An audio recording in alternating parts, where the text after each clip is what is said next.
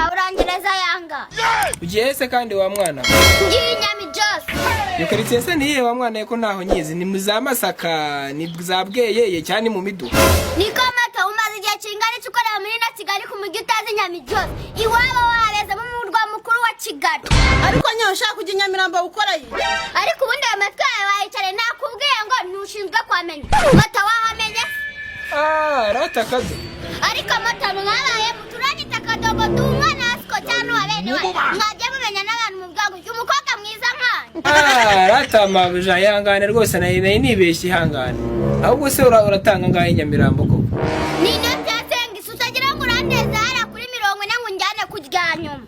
Cyangwa niba utagenda ubwira nifatira akagare ka desa mitene yanye ubwo gufata kabisi. Ariko nyo ugiye gutara kabisi ujyaye. Wa mwana kugiye kunanira. Ariko akomeye no gucutsa ko inkoko itagira amabere iyo ko turi muri vacances. Nyo ibyo ndabizi. Umva mande kangiye kwirira Nyamirambo na ba Bruce Melody. Umva nyo na hantu uri bujye. Aguswa mwana umaze kunanira. Umwana w'imyaka 9 amaze kwigira sire kwene gutyo. Ubu se numara kugira imyaka 18 none nzagukira. Reka nkubaze ibi byose mbikura kuri niba